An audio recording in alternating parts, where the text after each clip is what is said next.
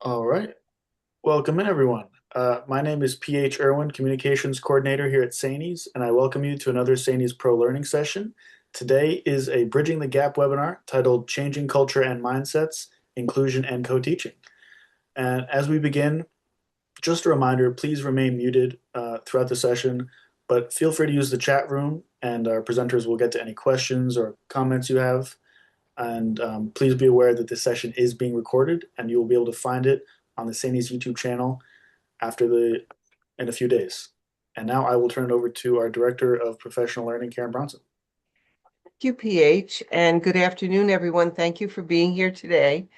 We're very, very happy to have Rocco and Mindy with us. Before we get started, I want to just remind you, once again, please stay muted unless you would like to unmute to ask a question or make a comment, which we hope we do a lot of, but other than that, please stay muted at the other times. And we will be posting this recording on the website. And you will also have an opportunity to contact Rocco and Mindy if you'd like, more information, more follow-up, etc. So as we get started on our topic, supporting school leaders with special education responsibilities is the name of our series, which has 4 parts. This is the first one. But today's session is changing culture and mindsets, inclusion and co-teaching. And we got this topic when we asked people at our summer workshops for special education support what kinds of topics they felt they needed the most support with as leaders. And this was one that rose to the top. A lot of things that arise around the whole issue of inclusion and co-teaching that you as school leaders need to manage and deal with on a day-to-day basis. So like so many other things that we do as educators, this is an art and a science, right? So today we're going to hear about things like legal requirements, et cetera, and really the very important legal and procedural underpinnings of inclusion and co-teaching. But we're also going to talk about mindsets and cultures in buildings that can either sink or float successful inclusion and co-teaching, because this is one of those things, like so many others, that often comes down to very, very human elements, relationship building between adults, between adults and students, between home and school. All of those um, connections really need to be kind of healthy and in place for inclusion to work, in addition to the many legal requirements. So there's a lot to know here, that's for sure. And we have the most wonderful folks with us today to kind of get us going. It's a pleasure for me to introduce Rocco Nalli. Rocco recently retired as Director of Special Education in Baldwinsville, affectionately known to many people as Beeville. And since that, he's been pretty busy. For one thing, he is on the board for the New York Council of Administrators of Special Education, which is the organization that goes by the acronym NYCASE, NYCASE, and he'll mention that a little bit. So Rocco is on that board of directors, and he is also currently in his office, where he is interim director of pupil and personnel services for the North Syracuse Central School District. So as I said, Rocco is another one of us who is so far pretty much flunked retirement, but that's okay. He's doing great. And Mindy Howard, it's been a pleasure to meet Mindy through Rocco. Mindy is an elementary principal. She is principal of McNamara Elementary School in Beeville as well, in Baldwinsville. And so Rocco and Mindy had a great opportunity to work together there, and they kind of bring that to our wonderful session that we are looking forward to today. So without much more delay, I just want to turn it over to Rocco and Mindy, and thank you again for being here with us today.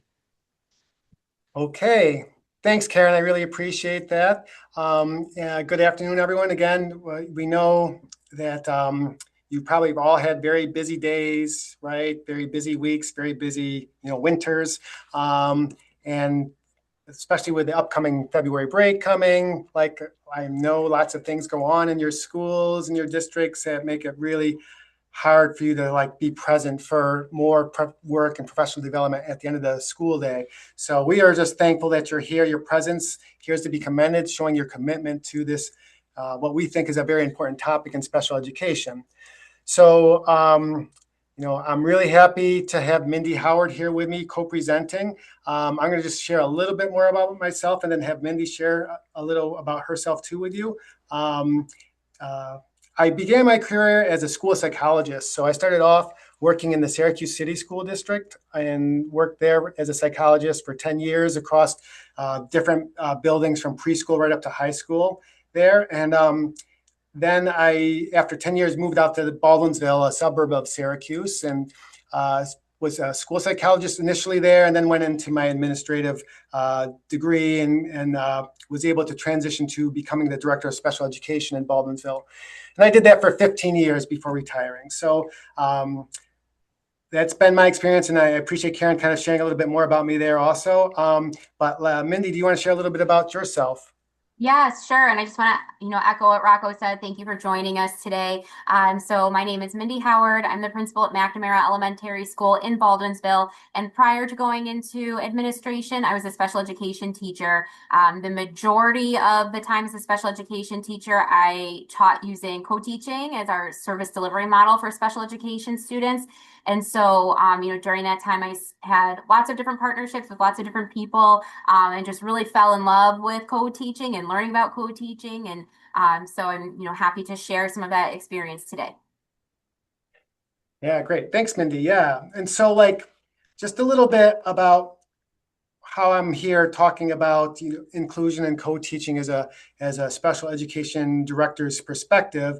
When I started in Baldwinsville as an administrator in special education, our school district had no co-teaching services provided to students. It was a lot of pull-out supports, these specialized programs, things where kids were being supported outside of the classroom. And I made it a sort of a goal to try and bring integrated co-teaching services into our district because from research and evidence and my understanding, I thought that this would be the best way to naturally support kids with disabilities in inclusive environments. So we started off with a pilot program where we had volunteers across our district offered to start some integrated co-teaching classrooms. And from that pilot, we were able to get some teachers up at our high school, some at our junior high school, and a few in a couple of our elementary schools. Baldwinsville has 5 elementary schools, a middle school, a junior high school, and a high school. And so we started pretty small, like maybe about 20, 25 teachers total doing some co-teaching for a year. But we provided those teachers with lots of support and professional development to really get the sort of a good vibe going behind that integrative co-teaching. And we were able to eventually start to build on that and grow it and increase it across different schools and grade levels to the point where we had integrated co-teaching as our primary service delivery model for special education supports in every school building and at every grade level. So that was a really great accomplishment, we thought, in Baldwinsville. And that was a way that our students in Baldwinsville, we were able to progress through the grade levels all the way up through their senior year, receiving a similar level of support and being used to that in an inclusive way. And Mindy, she was there with me in the beginning as one of our special ed teachers that volunteered to start doing co-teaching. And she and her co-teacher, hit it out of the, hit a home run. They were phenomenal at this. In fact, they were so good that we tapped into using them as our teacher leaders and support as a district for other teachers to come in, maybe observe them doing co-teaching, speaking at other department meetings, and eventually going to become trainers. They went out to do the train-the-trainer workshops and would come back to our district and then provided professional development to our new co-teaching teams over the summertime for years after that.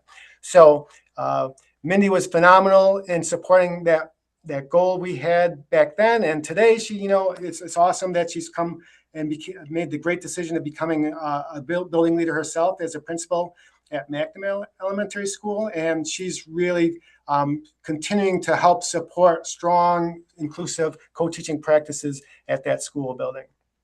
But as you can kind of see, we have both Mindy and myself here we can come at this topic for you guys from both a from a special ed teacher's perspective, as well as a principal's, building leader's perspective, and a district perspective. So all of that together, we feel like we're able to kind of maybe address some of the needs or concerns that the group has here today, and help you to leave with some great ideas and mindsets to help support your schools or districts in supporting these models of inclusion. So let's next go through the agenda. So in our agenda, we'll start off with a quick survey. We want to kind of get your guys' thoughts and where you stand in certain topics with regards to special education and inclusion, and what we'll be talking about throughout our presentation. We'll next move into looking at the big picture here. What is inclusion? Why is it important? What are the laws behind it and our responsibilities? Then next, Mindy will get into talking really a lot about what is effective co-teaching? What does that look like? What do you need to be looking for as a leader that goes in, observes those classrooms, as well as supporting them and making them the best possible inclusive programs possible. And we'll, from there, move into mindsets and looking at the mindsets that support or undermine inclusion. And then lastly, we'll open it up for questions, key takeaways, things along those lines. So this presentation, we want it to be interactive. So we'll also be posing questions to you throughout the presentation. Obviously we want to have time at the end, but as we're going along, if you guys have a question, you can feel free to put it into the chat or turn on your microphone and speak out, and we'd be happy to address questions as they come up along. So we want to be as supportive as we can through this process. Okay, so getting started, you have here, there's a QR code on this slide. You can use your phones if you like and click on that. Or in the chat, there should be a link where you can click on the link. Yep, and that will bring you to a 5-question survey. Just kind of getting your feelings on 5 questions. We'll look at that data in terms of what your responses are, and we will, it'll be confidential, but again, it's just an idea for helping engage with the where you guys are at. So go ahead, and if you can do that right now.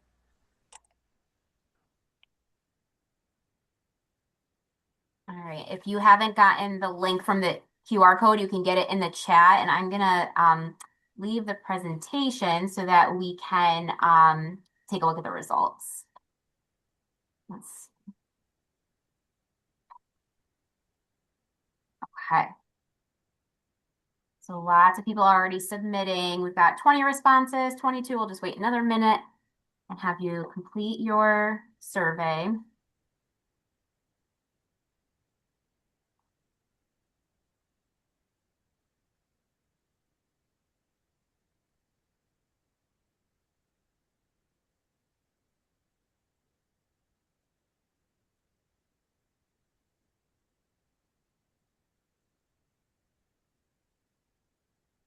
Okay, so it's kind of, we weren't really sure what to expect. It's kind of what I thought that there would be, maybe a little bit of variation. So that's good. And this just helps us to know what we should really focus on when we're talking today. So I'm going to go ahead and start going through some of the results.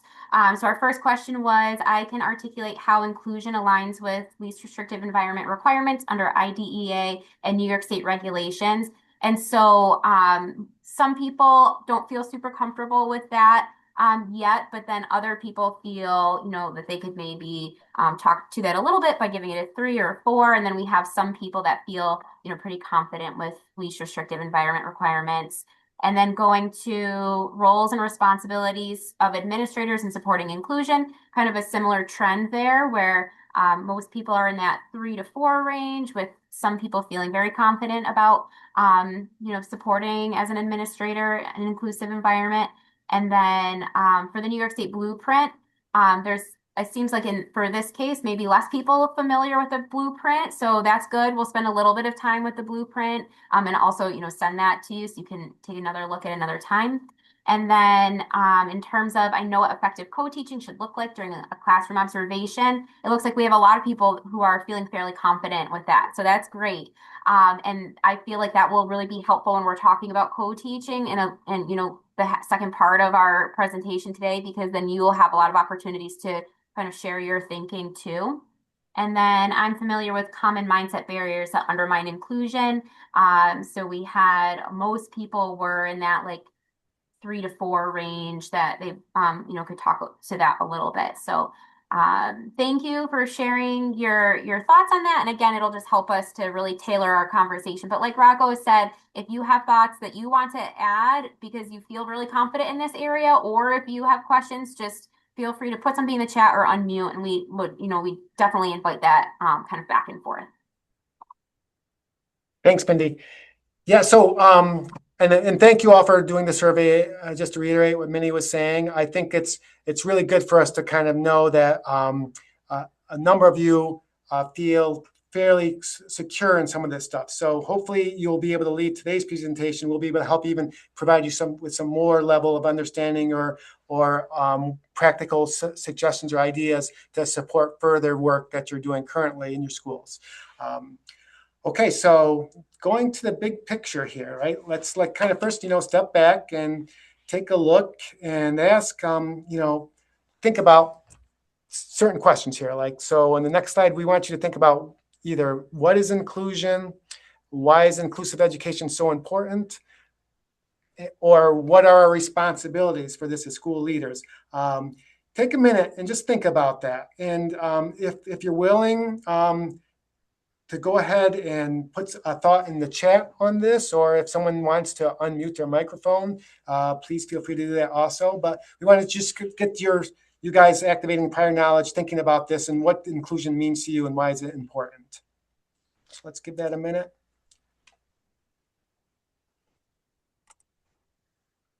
Equal opportunity. Thank you, Christine.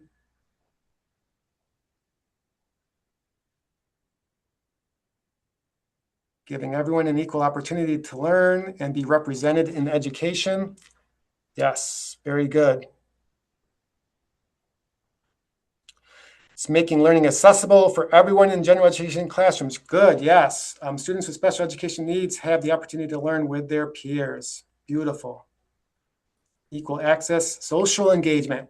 Yes, Suzanne, the social piece I think is very huge. Access, same standards with peers, least restrictive environment. Excellent. Sheila, inclusion deals with equity and all students need to have content made accessible. Look at this. Meeting the needs of each individual learner. Good. Equitable access, bringing differences together. These are great answers. All students learning together with or without disabilities, are all working towards high standards with modifications and differentiation as needed. Wow. These are outstanding. School leaders should help us have tools and opportunities within our schools environments to have everyone have the same access. Okay, so thank you everyone for your input on this. I think that you are hitting it out of the ballpark here too. It's like those are really fantastic definitions and ways of thinking about what inclusion is. We're going to look at another definition. Oh, just a few more. Working together as adults for the kids, and learner profile in K-12 should not dictate outcomes and opportunities post-graduation. Yeah, George. Learner profile in K-12 should not dictate outcomes and opportunities for post-graduation. I love that. Putting students first. Okay, so Shelley Moore, who we'll talk about a little bit more in the next slide. Here's a definition of inclusion from her. She says that inclusive education is about providing opportunities with supports for all students to have access to and contribute to an education rich in content and experiences with their peers. So another way of putting it, I think a lot of you guys had similar definitions and thoughts on that. So, but Shelley Moore for those of you who don't know who she is awesome. She offers what's called 5 more minutes. She has a website. We'll put her website up in the link or in the chat for you if you like. But her 5 more minutes, spelled Moore, her last name, there will be short, accessible video series that focus on inclusive education and a focus on universal design for learning, UDL. Each of her episodes are only about 5 minutes long, so they're quick and they tackle just one practical idea. Like they can tackle things like supporting diverse learners or rethinking differentiation or building belonging in classrooms. And she does it using like really clear language. She has lots of visuals and she has these great classroom examples for you. And she's designed these series for the busy educator and for the busy leader because it just offers a real quick 5-minute mindset shift idea and gives an immediate usable strategies that you can kind of bring back. Instead of it being dense in theory, it's really a quick, immediately usable strategy.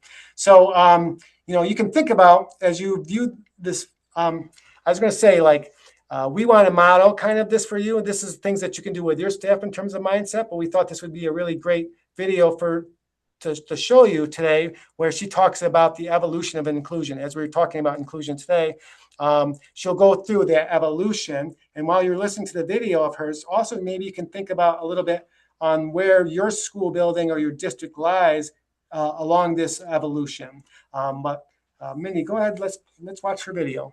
Welcome to 5 More Minutes, useful videos in 5 minutes or less that support the teaching and learning of all students.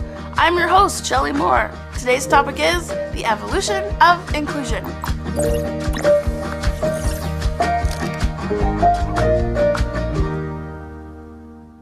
Okay, so you remember the dots? I know. I've shown you these before. But one colleague of mine suggested to me once, he goes, what if we didn't look at these as different concepts that we compare to each other, but instead as an evolution of time? It was totally brilliant. Now we could look at this timeline through the lens of any marginalized population, but to understand this timeline from the inclusion and disability perspective, we have to go back in time a little bit. Many of us know or are connected to someone who experienced institutionalization. It was even recommended to families by doctors. Although British Columbia was the first province in Canada to close down their institutions, there are still individuals living in these conditions across Canada today. The institutionalization movement is an example of exclusion. It separated individuals with disabilities from their families without choice. But the disability rights movement over the past 50 years, with the hard work of some incredible self-advocates and families, and maybe a little help from Geraldo Rivera, pushed communities to shift so that individuals of all abilities were welcomed and living in the same settings as their family and friends. This shift from institutions to communities, this was the start of the inclusive evolution. We have movement, but can we do better? Although many individuals are no longer excluded from their families and communities, they were, and let's be honest, they still are, expected to attend segregated schools or self-contained special education programs that are totally separate from the rest of the school community.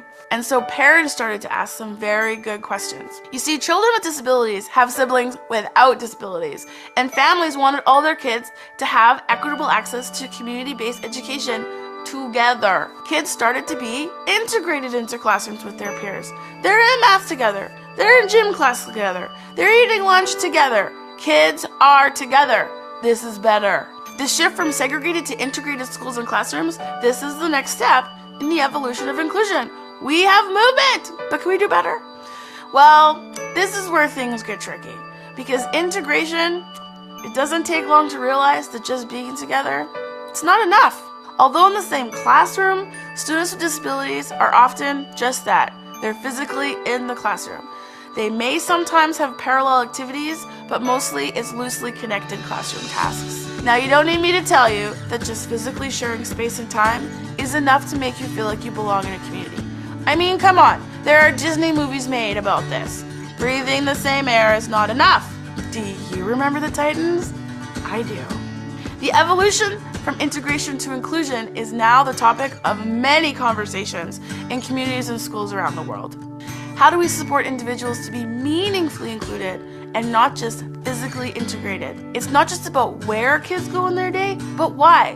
What is the purpose to the places that they go? It's now school-based teams and staff that are asking questions about how to do this. How can we support purposeful and meaningful placements for kids with disabilities? In inclusive classrooms and schools, students aren't just present, but they have roles and responsibilities in their classrooms and also meaningfully connecting to their peers. This is inclusion. So there you have it, my friends. A brief history of inclusion in about 5 minutes. If this is interesting to you, though, definitely investigate your local history as well, because every community is in a different place in this journey, and it's so valuable to know where we've come from. The other thing, though, is looking at these visuals as a timeline. It really helped me to shift my own thinking from which bubble am I at or not at, and shift to more about where are we now in our inclusive journey and what's our next step. All of a sudden, the goal of inclusion becomes action-oriented and just feels so much more possible. We may not all be at the same place in the journey, but we can all move forward. We can do better. And so this is the question I'm going to leave you with today. Can we still do better? Do you think there's another evolution in inclusion? What might that be? How can we inch even more forward to make inclusion even better? Thanks, Geraldo.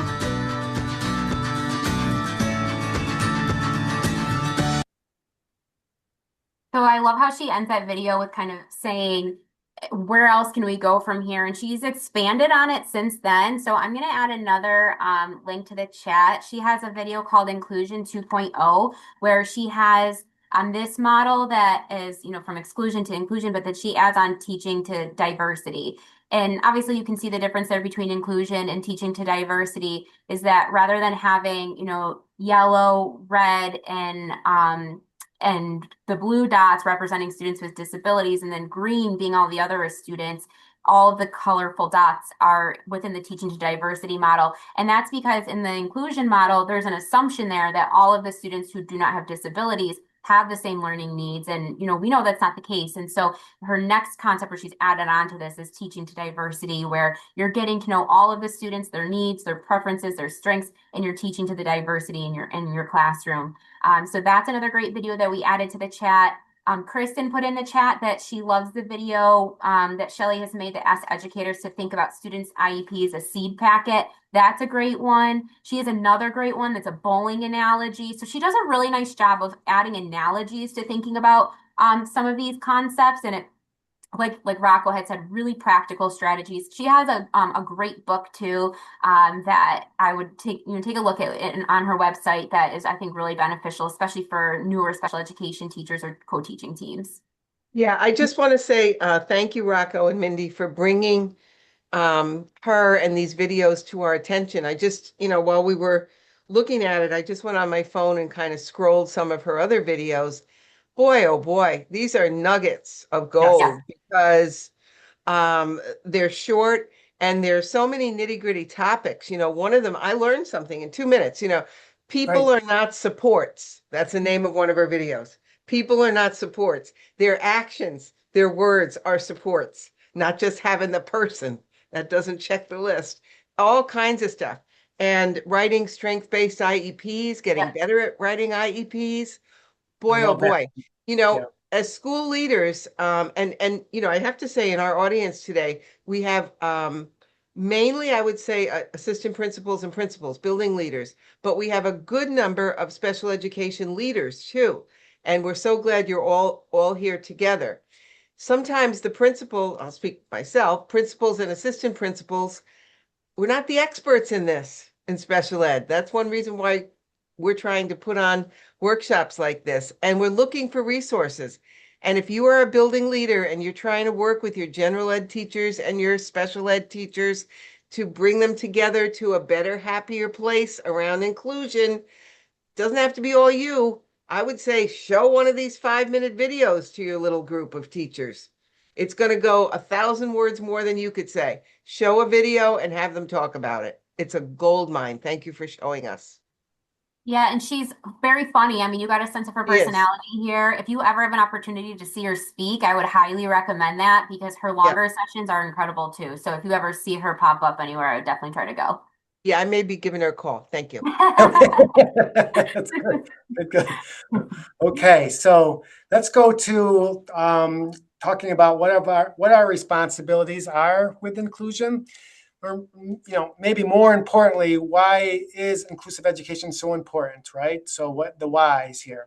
Well, first, it's not just like a best practice. It's actually grounded in federal and state law, right? The Individuals with Disabilities Education Act, IDEA, that's the law. It requires that students with disabilities be educated in their least restrictive environment, and which I'll talk about more in a minute. And it also requires that students have access to the general education curriculum to the maximum extent possible. So if knowing that it's the law isn't enough, but we look the federal law, we can go to the state, and New York State provides us with further guidance with its blueprint for improved results for students with disabilities. And we noticed from the survey that we gave out earlier on that this was one of the questions that was a little bit less secure that we saw in terms of the audience here. So I'm glad that we're referencing this. To me, this is something that I try to always go back and reference whenever it comes to just about anything special education related. If I'm just going to a meeting, if I'm going to a board meeting, if I'm going to meet with teachers or doing a presentation or whatever that might be, first, I think it's always important to kind of go back, look at that blueprint for improved results for students with disabilities, and see where the topic you're going to be discussing lies with the blueprint.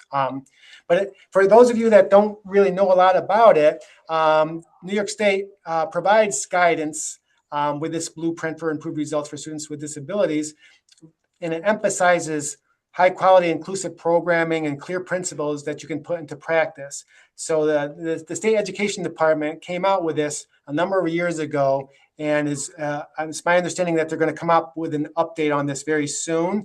But it's really there to ensure that students with disabilities have opportunities to benefit from high quality instruction, to reach the same standards as all students, to leave the school prepared to successfully transition to post-school learning and living and working. So those things are really important. And I think Mindy put that up in the chat too, so you have the link to get it. And if you go to the top of this blueprint, you'll see that there's 7 areas of focus. These are research and evidence-based core principles that the state kind of put together, and that they say that these, through research and evidence, has shown are the practices that we can make the most impact for kids with disabilities. So it's not really all about compliance. So when compliance side of special education really talks about, like, what does the law outline in terms of, like, what are the timelines you have to get an evaluation done by? What are the rules for consents to receive consent from parents? When do you have to have IEP meetings? All of those things are compliance based. The blueprint here from New York State, that's more about outcome based, right? Like, how can you get the best possible outcomes for your students, your district, and the state? So as you can see, one of those 7 evidence-based factors, which Mindy's pointing to right there, is that it shows that you have to provide high quality inclusive programming, right? So there it is. It's like right in the middle of this blueprint. So that gives just more reason why it's really important that we do this work and that we talk about this and support it. And then the next slide, we have the continuum of services. So here's another thing that we have to really factor in here. New York State Education Department gives us what they call the continuum of special ed services, and basically it outlines all the services that you have to be able to provide for kids with disabilities, and that you provide those services based on the kids' needs and being in the least restrictive environment. So there's the link to the continuum from the State Education Department, so you can get that into the chat. And at the bottom of that link, it gives all of the services that you can have for a student. And then if you hit the plus button, it'll do all the requirements based on each of those program options and service options for kids with disabilities. So that's always a good thing to go check on. If you have a question about a specific special ed service, you can go right to the State Ed website right there and check that. But I think more importantly, I want to talk about is right here on this slide. You can see on the left side of the arrow here, you have what's considered the least restrictive options for kids for special education. And then it progresses up to more and more restrictive levels till you get to the most restrictive all the way over on the right. So the least restrictive options that you have for kids are either consultant teacher services, and that can be considered direct, where the special ed teacher is directly working with the kids in the classroom, or indirect consultant teacher services, which is when the special ed teacher works indirectly with a student and thus works with the general ed teacher or the other people supporting that student and giving them strategies and ideas on how to support them. The other least restrictive option for kids is integrated co-teaching services. So I think it's important to note that of all the continuum options that New York State puts on the continuum services, integrated co-teaching services is the only one that they say is not required. It's encouraged. It's highly encouraged. And they have the reasons for doing that. But in my opinion, that it's such the superior model of supporting kids in natural ways, kids with disabilities, all kids in those classrooms, that I think it's the best model to operate with. But unfortunately, it is not required. So here we are. We're going to try and encourage you in this presentation also to, if you don't offer that support, to consider offering that in your school, building, or district. But as you can see on the continuum, the next on the rung for restrictive environments is resource room or related services. So things like speech therapy, occupational therapy, physical therapy, those are actually more restrictive because most of the time, most districts give their kids speech therapy or OT or PT outside of the general education classroom. They go to a therapy room and receive their therapy, and then they come back to the classroom for that. You get even more restrictive once kids get placed in special classes, because often special classes, kids are spending more time in those classes. Sometimes they are in a special class all day long or most of their school day. And then lastly, the most restrictive options for kids is being placed out of the district. So they're completely out of their home school. They're going to a special program, maybe a BOCES program or a private school. And then it goes to residential schools where it's 24/7. And it's not really on the chart, but that gets to the highest level of restriction for a student with a disability. We put a little notation there about teaching assistants. So I think it's important too, just because I've heard many times over my career that comments where people will say that a teaching assistant is the most restrictive thing you can provide for a student. And that's really not accurate. The teaching assistant, if a kid gets a one-to-one teaching assistant assigned to them, it doesn't really change their least restrictive environment. It keeps it. If a one-to-one teaching assistant is assigned to a kid, then that allows that kid to be able to remain in a consultant teacher services classroom or an integrated co-teaching services classroom, a classroom with general ed peers in it, then that teaching assistant really helps support the least restrictive environment, as opposed to a kid that might need a one-to-one teaching assistant and they're already in a special class all day. They're just getting even more support in that special class. So the teaching assistant really doesn't have anything, so to speak, about LRE, except for the fact that it might potentially help a kid stay in the least restrictive environment. It's more about the intensity of support. It's not about least restrictive environment, if that makes sense. So I just wanted to kind of go through that a little bit, but those are the laws, the requirements, the regulations that we have to follow and how it kind of relates to least restrictive environment. So on the next slide, we wanted to ask another question. And again, if people can think about this, if you want, put something in the chat, or if someone would like to unmute, just to think about, how do you know what is the least restrictive environment for a student? How do you make that determination? So think about that, and I'll give you a minute, and then we'll come back and talk more about that.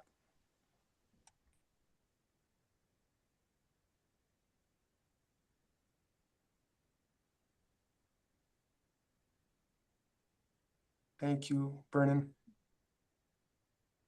How can the student best access the grade level standards? The location, general ed peers. Data. Good.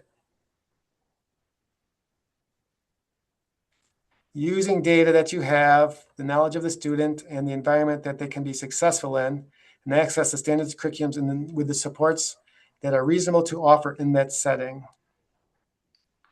Yes, if they are able to be successful as close to grade level expectations as possible. Emotional ability via the CSE process. That's right, Lauren. That's the CSE process makes the decision correct. When the student can function with supports such as specially designed instruction in the setting. Okay, by ensuring all supports within Gen Ed, including accommodations, FBA, BIPs, have been exhausted. Thank you, Teresa. Yes. CSE process, goal setting, standards-based assessments, and access to general ed curriculum. Okay, those are all great answers. Thank you for that. So I'm going to say, with regards to this question, and again, like from my experience, like I'm going on like 33 years of sitting in on CSE meetings, either as a school psychologist or as a chairperson. And as being a school psychologist, being someone that would go and do evaluations of students, right? And you would get like, from those evaluations, you're basing decisions on the kids, you know, with IQ scores and adaptive behavior scores and behavior ratings and all of those things, right? Having that experience as well as, you know, sitting in on those meetings. And I think the biggest takeaway for me, when I had the opportunity to be in the same position in a district for 15 years, actually I was in Baldwinsville for 20 years, so I got to know kids over a 20-year span. I could see kids longitudinally over a very long period of time and how they responded to the things that we did. Not just that one year that they were in that one classroom in third grade or wherever that is, but that same kid as they were in middle school, and that same kid as they functioned in our junior high school, and that same kid as they were walking the stage for graduation. So that really helped lead perspective for me in my professional career on this. And, you know, my thought or my take on this is how do you know what the least restrictive environment is that you don't know, right? I'd say that there's no data that can tell you, there's no tests that can say, okay, this is where a kid should have in their least restrictive environment. So by that thought, or at least again, that's my opinion, I think you go to what's called the least dangerous assumption on this when thinking about this. So the least dangerous assumption is an educational principle, and that was coined by Anne Donnellan way back in 1984. And that least dangerous assumption states that in the absence of conclusive data, and I know a lot of people who put data in the chat, and which was great. You got to look at data, but when you don't have conclusive data on this, decisions should be based on assumptions that, if the assumption is incorrect, will have the least harmful impact on that student's potential. So really, the least dangerous assumption advises assuming competence first and the potential that that student might have for success rather than that student's limitations.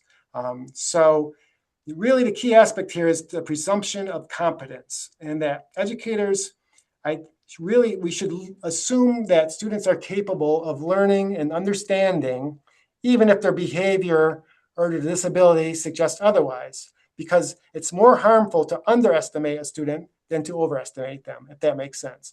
So I've had examples of kids through my career that, you know, have pretty significant autism spectrum disorder and are nonverbal, make really funny noises. They can be loud at times, and, you know, have behaviors that, you know, sometimes people with autism have, and that the presumption that that student might not be able to learn the curriculum in a regular class or have those standards.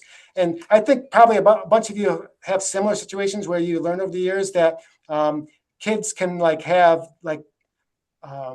really high levels of intelligence in certain areas and high levels of understanding of things, but they just are not able to demonstrate that because of their disability, because of their lack of verbal skills or things along those lines.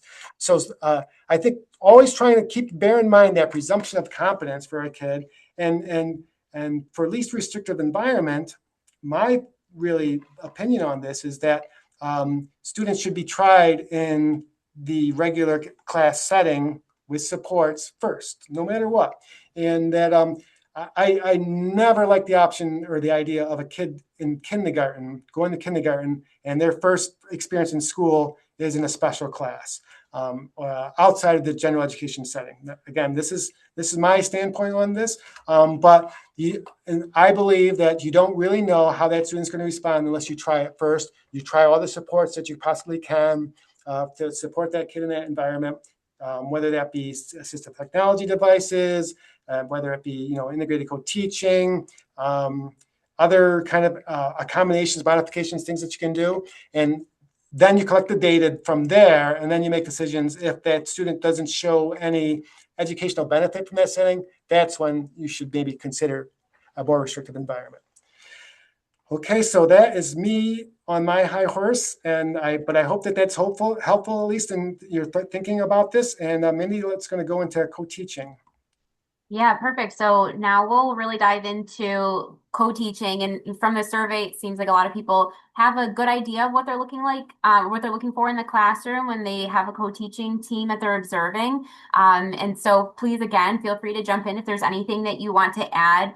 I just wanted to mention that during the years that I was co-teaching, Rocco had mentioned that I did have one co-teaching partner for the majority of that time. But I was never with her for the full day. So I also want that to be something that you keep in the back of your mind. Co-teaching does not mean that there's two teachers in the classroom all day long. That almost can never really happen with staffing. And so when I was all those years, I was primarily with her in kindergarten, but half of my day might have been in third grade co-teaching, or half of my day might have been in fourth grade.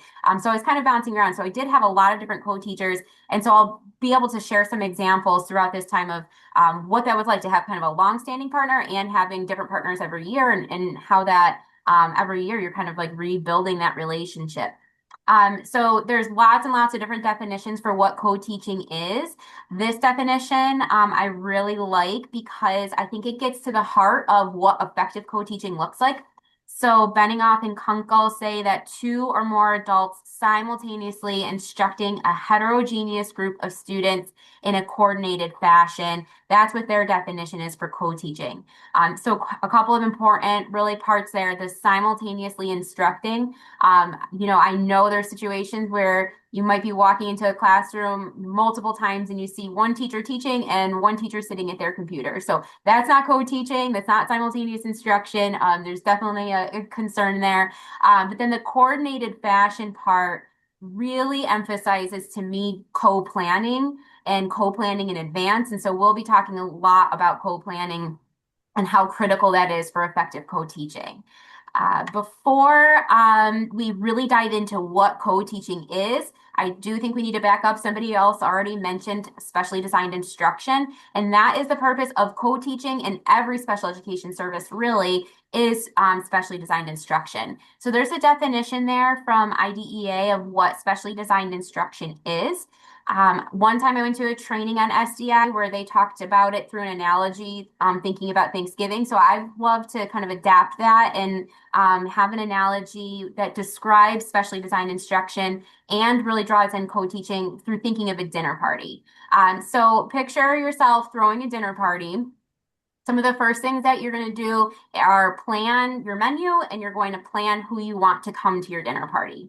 And so as you're, figuring out what you're going to have for food, you start getting people responding to you saying, I'd love to come. Just remember that, I have a severe peanut allergy, can't even be at the same table as people who are eating peanuts. And then you have another person who responds and says, can't wait to be there, but just remember I'm a vegetarian. And you have another person who says, yep, we can come. Just remember, my spouse can't have gluten. He has a gluten intolerance. And so, these responses are rolling in. And what you would not do in that situation as a host is just keep your menu exactly the same and, have the person with the peanut allergy have their dinner in a separate room. And, say it was something like a barbecue where you have lots of meat. You wouldn't just expect the vegetarian to have a couple of the side dishes. And the person who's gluten-free, you're not like expecting them to bring their own food. You would back up to the planning stages of this meal and you would design a menu that everybody had full access to the meal. You would make sure that they feel like they're welcome and that they belong at the table. You would make sure that their dietary restrictions are met. You would make sure that they don't feel like they're being a burden to you in any way. And that's a lot to manage. And so it would be so much easier to do all of that if you had a partner that was throwing the dinner party with you. And maybe one of those, between the two of you, one of you is very good at menu design and coming up with recipes, and the other person knows the people, the guests that are coming, and they know their needs, they know their preferences, they know their restrictions, and they can help you, if you're the person planning the meal, to really come together and design a menu where everybody has full authentic access to that dinner party. And so it's really very similar for co-teaching. So much of it, of planning for that specially designed instruction, happens before the kids even walk through the door. It's happening in the planning stages. I think sometimes when planning doesn't happen enough, we would potentially default to like modifying things on the fly. And to me, that's similar to in the dinner party analogy, to just like pulling some things out of the cupboard and just saying, here you go. So all of this work happens in the planning stages. So that way, when you get to the dinner party, when you get to the classroom, everything seems to the guests or to the students like this is the way that it's supposed to be, and I'm included and I have, full access. So I think this helps to illustrate how critical planning is. And really, without co-planning, it's really difficult to have effective co-teaching. We would like to just show you a quick video. This was made a few years ago. My one co-teacher and I took videos of students across our building in all different co-teaching classes. And the question that we asked them is, how do you feel about having two teachers in your classroom? And so we just wanted to get the kid perspective in there. And I think they kind of hit on like parity in the classroom. And it's just a great way to kind of introduce co-teaching. I like having two teachers because they help you. I like having two teachers because you can learn different things. I like having two teachers because they have different opinions about stuff. I like having two teachers because you don't have to hold your hands so long, and then it goes faster and you get more help faster. I like having two teachers in the classroom because they teach different things. I like having two teachers in the classroom because they know different stuff and it's fun. I like having two teachers in my classroom because we have double teaching every day. I like having two teachers because, let's say we're doing groups during math or something like that. Having 3 or 2 teachers, it's way better because it goes much more smoothly. Because like if you had only one teacher, it'd be very hard for them to control all of the groups and get everyone common under control, and it would be much harder to learn and try to do stuff. But once you have 3 teachers, it goes more smoothly and it just makes stuff a lot more fun. And in our reading groups, we the certain teachers go to these certain groups, and each teacher has like one spot to go to, and if we only have like one teacher, like that one teacher could not go to like all of the groups. I like having 2 teachers because if you have a lot of kids in your class, so if a kid's already at a teacher, you have another teacher to work with. I like having 2 teachers because it would be way more hard to learn, because without another teacher, who else would there be to help you? I love having two teachers because whenever I'm stuck on math, they can help me and they can help kids focus better. So like I said, I'm probably going to refer back to this a couple of times. I think what I see and hear from the kids a lot in these videos, it just makes me think about parity, which we're going to be getting to in a little bit. But really part of something that's so important with co-teaching is that the kids and the teachers feel like they operate as equals in the classroom. And so I think the kids illustrated that a little bit. I saw in the chat that Ashley asked the question, has anyone had a confusing discussion about adapting versus modifying for access to curriculum? That's such a great question. And then I saw, Amy answered that too, and she said, would I be safe to say at the most basic level, modifying is changing what the student is expected to learn and adapting like accommodations is how the student needs to learn. And yeah, like I totally agree with what Amy's saying. I think some of the resources that we're going to share in a little bit will help with this too in terms of access. But if you're finding that changes are happening to the actual curriculum, like the actual material that students are learning, that has to be in the IEP.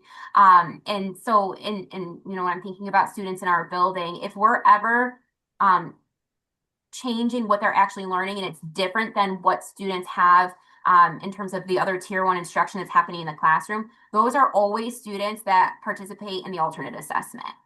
So all other students should have full access to the tier one instruction, and then you can provide accommodations and different access points so that students can really have those scaffolds in place to access that tier one instruction. So if you're noticing that the content is being changed, then that would be a modification to the curriculum and it should be in the IEP. That being said, there are students who are receiving that tier one instruction and also receiving an intervention. And that intervention might be at a lower level than what the grade level is learning. And that's fine as long as they have that basic tier one instruction and they're not missing any of that. So I think it'll be helpful in a couple of slides. We're going to go over access points. I love how access has come up so much already. So I'm hoping that will help to illustrate that point a little bit too about how adaptations to maybe the way that students are interacting with the content or demonstrating proficiency, those things can be changed, but the actual standards and skills should be the same as the rest of the grade level. So some big ideas around co-teaching, access without lowering rigor. We've kind of covered that a little bit. Sometimes I feel like there's a thought out there that co-teaching classrooms have slower pacing or that they have lower rigor, and that should never be the case. They really should have the same pacing as all the other classrooms. They should have the same level of rigor, and then they'll just have that specially designed instruction along with some accommodations and things like that built in for students. One big thing about co-teaching that makes it different from, I would say the biggest thing that makes it different from direct consult is that both teachers have shared responsibility for all students. So the general education teacher has responsibility for students with and without IEPs, and so does the special education teacher. In the consult model, the special education teacher really only has responsibility for students with disabilities, but that's not the case in co-teaching. They both are responsible for the learning and for the communication of all students in the room. Co-planning is crucial. We've talked about that a little bit. So, leadership implication there is that it's really important to make sure that co-teachers have co-planning time. They're going to find other time. They're going to be talking on the weekends. They're going to be texting before and after school. That will definitely happen, but they really need that dedicated time. We call it sacred time, that there shouldn't be interruptions. They should have that ability to co-plan together because like we kind of saw, that's where the gold of co-teaching is in all of the planning. And sometimes they can plan for structures that will happen on a daily basis in the classroom. And then other times they're going to be planning for the individual lessons. So that time is really important.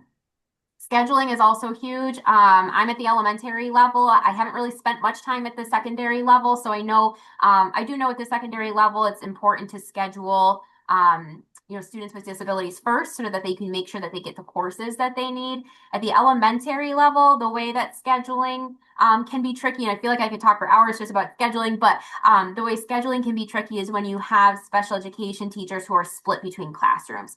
So for example, at McNamara, we have a special education teacher for every grade level, but they're split between two different classrooms. And that's because we're trying to not overload our classrooms and have like 50% of the students have IEPs. We're trying to really work on a better balance and a little bit closer to natural proportions.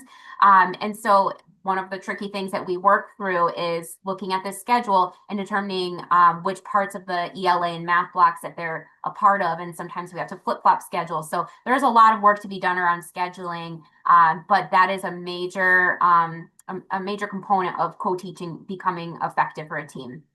We're going to spend more time talking about role clarification and relationship building as we go on, but I just wanted to make sure that was on this slide because those are two huge pieces to successful co-teaching. So before yep. A question came up in the chat. I can kind of try and answer this from Tricia. We have experience with it in our high school at Baker High School, as well as here in North Syracuse, where I'm currently at. And yeah, sometimes it can be a little trickier with the kids that are not low enough to be considered New York State alternatively assessed and getting a completely different curriculum and not working towards a diploma.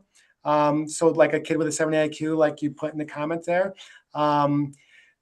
What we did in Baldwinsville, like I had mentioned before, is we did, like at our high school used to be only resource room or special class options for kids. And we did eliminate all of our resource room options. We still had it for some special cases, but we had integrated co-teaching classes in all of the Regents, the test courses. So if you were going to get a Regents test, you would have an opportunity to sit in an integrated co-teaching classroom. And we found, we had a great success with it. We have good success at our graduation rates for kids with disabilities. And Mindy's going to talk more about the co-teaching, and it really what she talks about applies right up at the, to 12th grade, as well as right down the kindergarten piece. But there's certain components, if you do really good co-teaching, you can meet kids with success where they can gain enough content knowledge out of the course to be able to pass the course and get through with the safety net options for kids with disabilities to pass the Regents and get local diplomas. But in some cases, there are kids that sometimes their learning needs are so significant that they might need maybe a special class that prioritizes the 11th grade curriculum in English or something along those lines. So you got to have, I'm not 100% like it's got to be always inclusion and nothing else person. I think that we want to try and do as much inclusion as possible, but there are some cases where you might look at a different option for kids. So I hope that at least answers a little bit of your question. And sorry, Mindy, I interrupted you. No, that's great. Thank you. So we're going to take a look now at some different co-teaching models. There's so many different models out there. I think a lot of them are variations on the models from Marilyn Friend that came out years and years ago. I think these models are used in probably your most basic co-teaching trainings. There's 6 different models. And like I said, I think the other people who come out with them have maybe come up with like some more sophisticated versions of these, but these are the basic ones that we like to see teachers start with. So there's 3 out of the 6 that are whole group models. The first one is one teach, one assist, and that's where you have one teacher teaching the whole class and the other teacher kind of bouncing around supporting or doing some redirection, reteaching, giving some modifications. And that one is one to be used sparingly.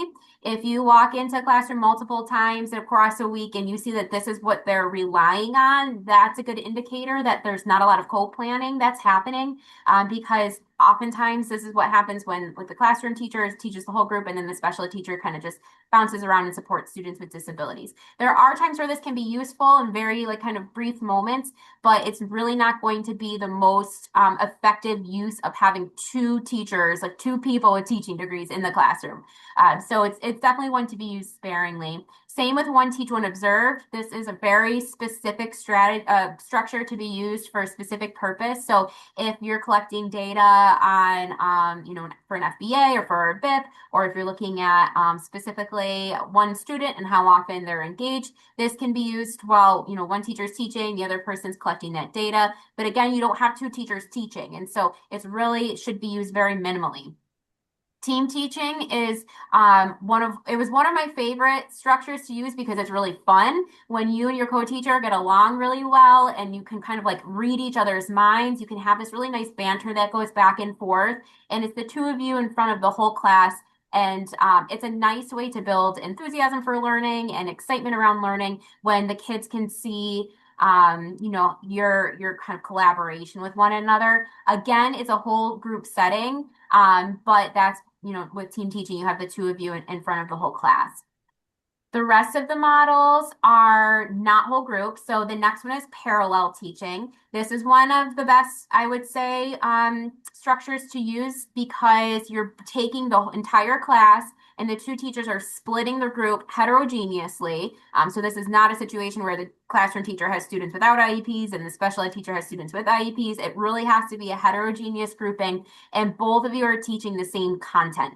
The the power in this model is that all of the students will have more opportunities for engagement.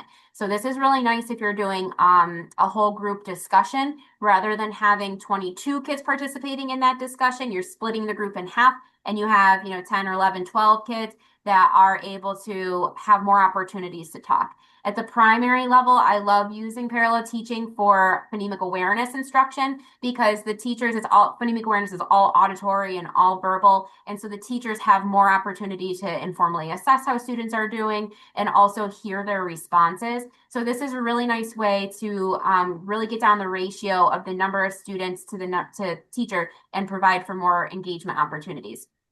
Station teaching.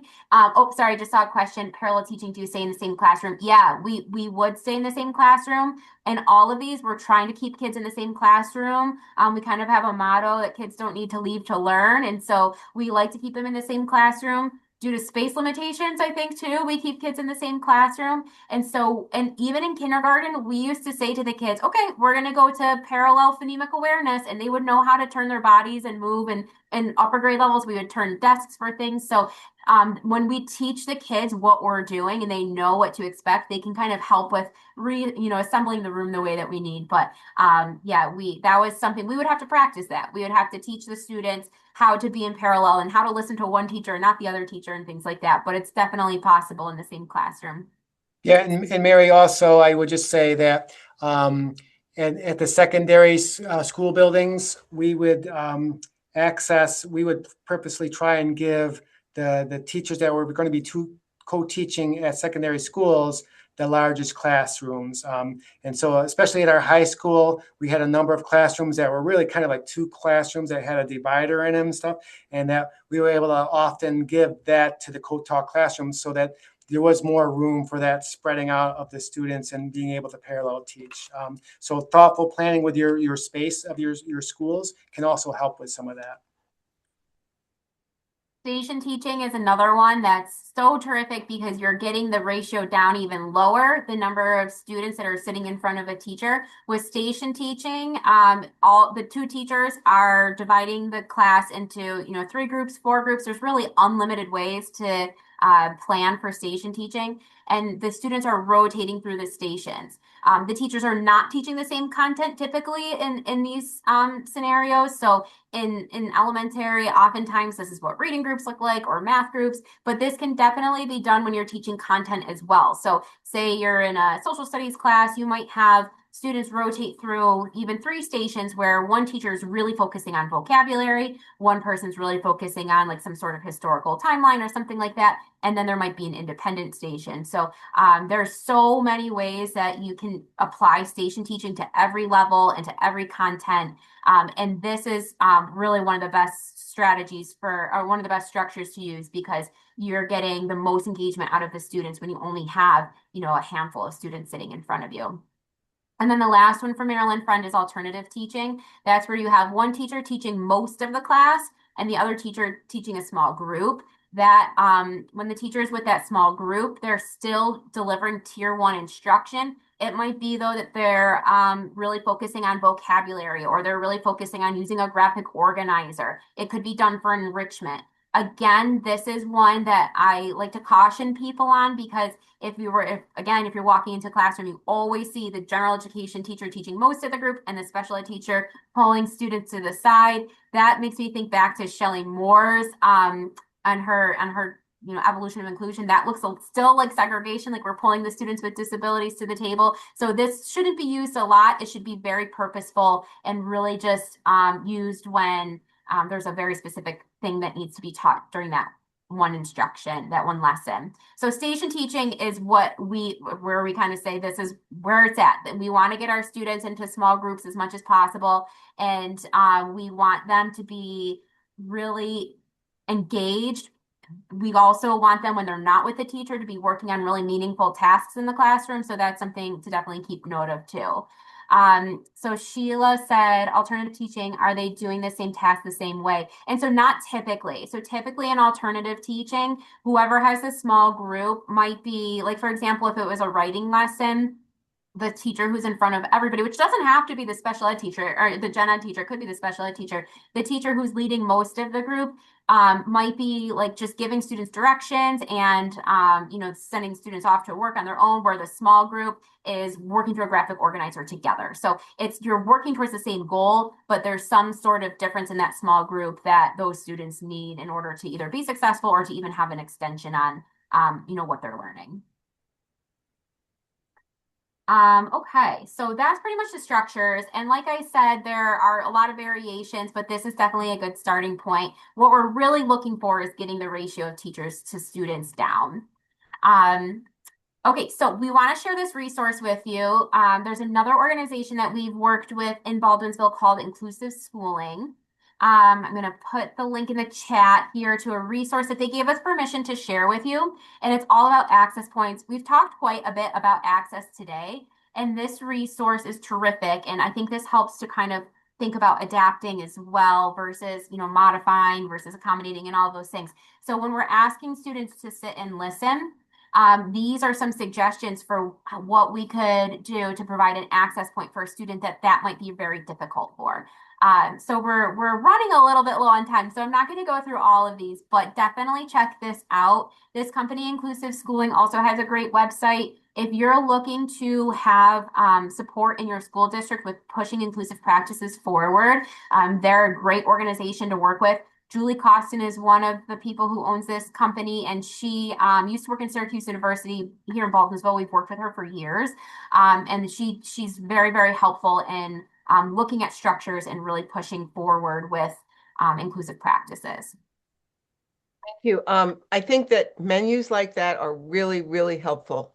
I think, so many folks are in a co-teaching situation that everybody wants to do the right thing, but they really just don't know what they should be doing. And sometimes people don't get good answers for that. And so resources like this, those kind of right-hand menus, that's another thing, as a school leader, you might want to share, with your teachers who are in co-teaching situations, because it always comes down to that nitty-gritty. How do we actually make this work? What does it look like? What do I do? What do you do? Those are very, very helpful kinds of resources to share with your teachers.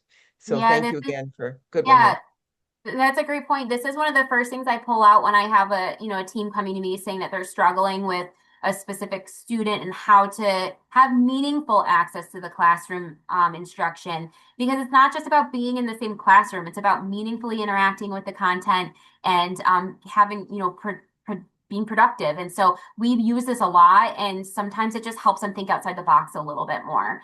I saw a question in the chat that I wanted to touch base about. So it says it's tough to argue against co-teaching from a pedagogical standpoint, but how do you address the high costs associated with paying 2 teachers for 1 classroom? And that's a great question. And so, kind of like I said before, we're not necessarily, in every co-teaching class does not always have a full-time special education teacher. And so I think a little bit of the argument there is that if those special education teachers weren't co-teaching, we're paying them anyways to do resource, we're paying them to do consult. We don't necessarily have more special education teachers than other districts do. It's just that they're doing co-teaching instead of doing resource and instead of doing consult, or we don't have special class at the elementary level. So all of those people are providing that specially designed instruction instead of outside of the classroom, they're doing it inside the classroom. We have over the years expanded, I think, in how many special education teachers that we have, and Rocco was really responsible for that, and we love that. So he could probably talk more to that.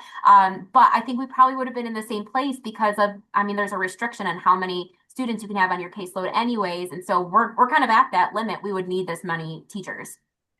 Yeah, exactly. And then as I had mentioned early in the beginning, it was a process that we went through. So we started off slowly. So like having just a few teams of co-teaching going on in the district really allowed for us to not ask for adding another special ed teacher, but reallocating that special ed teacher's time from resource room or something else to co-teaching.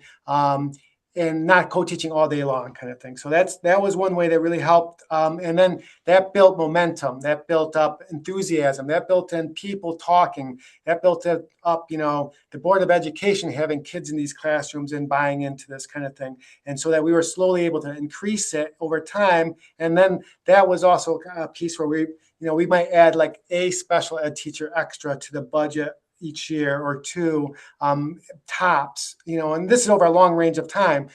That's what it took for us to finally get to the point where we could offer it across all buildings and grade levels. So there's ways to get around the financial aspect, but you got to look at, all right, you already have special ed teachers and general ed teachers.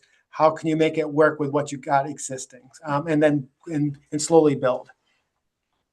And I'm seeing a couple of questions in the chat that I want to answer too. And it might mean that we have to scoot through some of this stuff a little quicker, and that's totally fine because I think it's a great question. So Scott said, you don't have special class at the elementary level. Do your alternatively assessed students integrate into other classes? And yes, in some cases, our students that have the alternative assessment are in co-teaching, and in some cases those students are in they're in a general education classroom, but they receive direct and indirect consult. They have teaching assistants for the most part, so they'll have a one-on-one a teaching assistant with them. But our special education teachers that are the ones that are doing co-teaching are also providing that consult.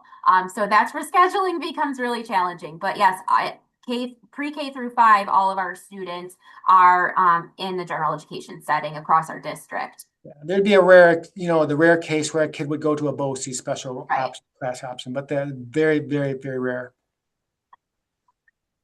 Okay, so parity, I mentioned before, is incredibly important. So we want teachers and we want students to know that, both teachers are equal, and we versus I, words really matter. Teachers have to really train themselves to say we all of the time instead of saying I, and that really helps with the parity piece. So these are a couple of parity look fors, making sure both names are on classroom materials, on the door, both teachers have space for their belongings and instructional space. And that really we want both teachers, like we had in that video, we want all students to feel that both teachers are their teacher. The other thing is that making sure that all teachers, so really the special education teacher, making sure they feel like they can give directions or give permission for students to do things without having to check with the other teacher. That's a good sign that there really is parity there.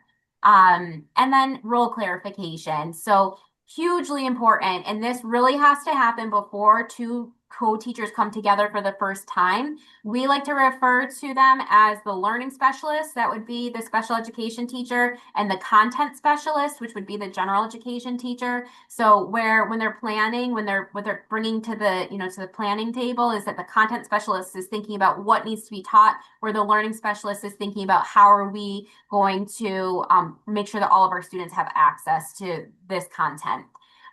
Teachers are going to have to talk about all of these things that are listed here because they have a shared responsibility for all of the things in that list. So from report cards to IEP writing, assessment, family communication, all of those things are the responsibility of both people. While the special ed teacher might be the one who's actually typing in the IEP, they need input from the classroom teacher. And so there has to be a bit of an ebb and flow in who does what. A lot of it has to be based on strengths of each of them. And so they have to communicate about who's doing what in order to achieve those things. What you don't want is to have both of those teachers doing all of those things equally, because it just makes it so that they're going to burn themselves out. So they have to think about who's going to do what component of each of these pieces. So who's doing who's different students' report cards. All of those conversations just have to happen so that they can be efficient as a team.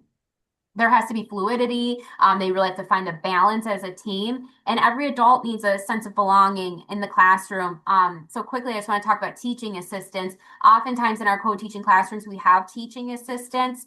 We don't have program assistants, but we have a lot of one-on-ones or two-to-ones across the building. And so we need to make sure that those adults also feel that they have a sense of belonging in the classroom. One of my co-teachers and I would always try to think of something that they could contribute to the classroom environment. So in one case, we had a TA who just loved children's books, had a huge collection at home. So we put her in charge of our entire classroom library. She would think about what themes we had coming up, and she would go to the public library, the school library, and bring books for us. And that was a way that she just felt really embedded in our classroom and community. And so that was really important to us, that everyone felt that sense of belonging. And then the relationship, so important.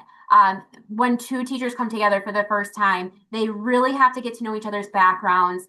They have to know, well, like when I'm thinking about the different years where I was with lots of different people, our collaboration would be totally different if it was, a person who had kids who were all grown up versus somebody who just had a newborn baby at home. Like knowing each other's backgrounds and what they're going through in their personal lives is going to be critical for a positive relationship.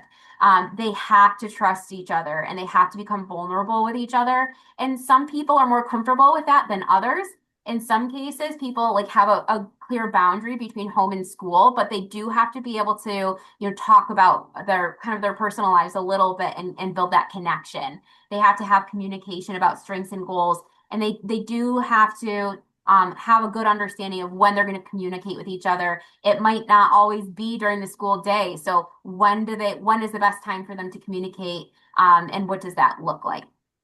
So I know I'm kind of scooting through things really quick. We just wanted to get to, a few more things before we wrap up. I don't know if we'll have a ton of time to type into the chat right now. So we were going to ask you about some common pitfalls that you see, either symptoms of poor co-teaching relationships or barriers that you've seen to successful co-teaching relationships. So you've We got probably we seen got a a couple ton. in there already, Mindy. So Okay, maybe we good. can just address some of that right now. Kind of like there's some Okay. good chat going Yeah, on.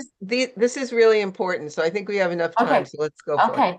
Okay. So let's see. Which one were you looking at, Rocco? Do you want to read it out loud? Let's see. Yeah, like Danielle's got a question about at the high school, ninth grade, integrated co-teaching classroom, the special ed teachers leveling the text to the students' Lexile levels.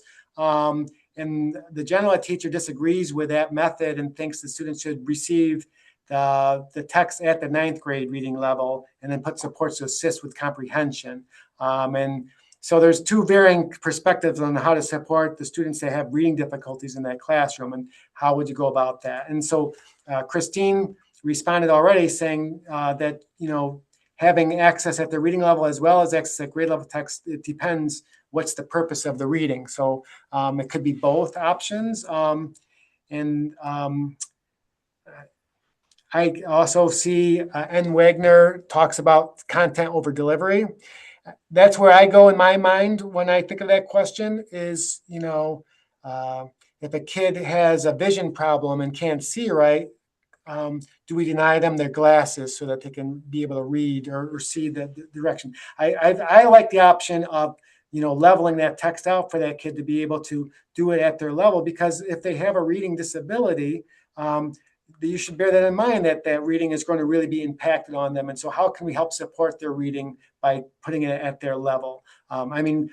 Some kids with significant reading disabilities will get the tests and everything read to them anyways, right? So these are the layers of accommodations and supports that you can provide to kids, right? And that test read is even a much higher level than what that ninth grade classroom is doing. But Mindy, did you have thoughts on that more? Yeah, this is a tough one. This is really hard. And I think the answer is both. I think they need access to the ninth grade level text because the vocabulary in there in the background knowledge is going to be so much richer than what they're going to get at the lower level. I think they also need the opportunity to read things that are on their level. But I think we also have to be careful that we're never putting more rigorous text in front of students. And so I think the answer is both. And somebody said, and I think this is spot on, that you have to think of the purpose of the assignment. If the purpose of the assignment is to gather content information, then I think like we need to figure out which accommodation or which access point accomplishes that the best. So I don't think there's a one size fits all answer, but I think that comment also started off with saying that the general education teacher and special education teacher disagree, and that is absolutely a pitfall. That's for sure the case, and that happens when people have different perspectives on how to handle that. And like so much communication needs to happen in that situation to figure out what to do for students. So I don't think there's a clear-cut answer. I think it's really task specific. And overall, we hope that students will have a balance of having both, the rigorous text and their leveled text in front of them. It's a really tough one, but it's kid specific too, and where they're really at and is it a comprehension concern? Is it a phonics concern? Like there's so many pieces to it. Yeah. So we have Great another, discussion in there. yeah, And like the support, right? Providing the support is key. Absolutely. Right. So that those relationships, that's part of the relationship issue, right? Is having those different viewpoints and how can you get them to come to a common understanding. So it looks like we're about 5 minutes to the end of our session. I think we have to kind of wrap it up, unfortunately. yeah, I know these comments are great. Yeah. You've shared a lot of pitfalls there. These are some that we see. I guess one thing I will say is that the biggest symptom I notice of a co-teaching team that isn't doesn't have a strong relationship is that communication goes out the window. And when that happens, co-teaching goes out the window. So this is for leaders. This is where we really have to jump in and support when we're seeing that teams aren't getting along, or that teams are a personality mismatch. And it's also really important to think about personality when we're putting teams together. So yeah, I wish we had more time to kind of go through all this, but we want to talk about mindset a little bit too. Yeah. Do we have time quick for this mind? Absolutely, go for it. Okay. So really quickly, you have to look at the mindsets that support or undermine inclusion with the fact that it's not a special education initiative inclusion. It's really, it should be a school-wide belief system that, it starts with a shared conviction in your school that every student belongs, that you got to always bear in mind that every student is a general education student first. That should be always your principle whenever thinking about anything special education wise, that they're a general ed student first, and that the special education is a service to support that general ed student. It's not a place for them to go. So as the building leaders, as the district leaders, you set the culture. The way you talk about students, the questions you ask, the expectations you hold for adults, that'll determine whether inclusion will work or not in your schools. It's really important to redefine what belonging means, right? We want our kids to belong in these classrooms. And for a student with a disability to belong, they need to be a member of that classroom community. They shouldn't be looked at as a visitor that comes and goes out of the classroom. And that access to the general education is really the default, that it's not something that students can earn, and that you never ask questions like, can this student be here? But rather, what do we need to change so that they can succeed in this setting? So like if you hear staff using language like our students, you want to replace that with things like, if you hear staff saying things like your kids, you want to replace it with our students. You want to use words like supports instead of placements and instructional responsibilities instead of referrals. You're really important in actively reshaping their beliefs. On the next slide, these are some shifts in mindsets that you can replace common limiting beliefs, such as they are not ready with what does readiness mean? Inclusion doesn't work for all students with what supports make this possible?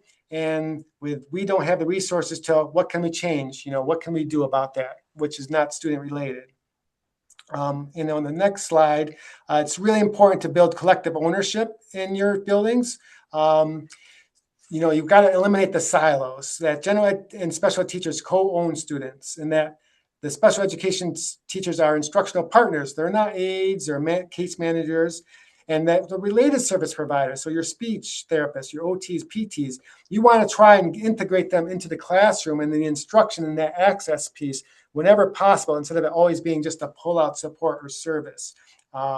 We talked about co-planning already, and we'll kind of go to the, really it's everyone's responsibility here. So investing in adult learning is huge, right? The PD that you offer and support can really make or break good inclusive programs.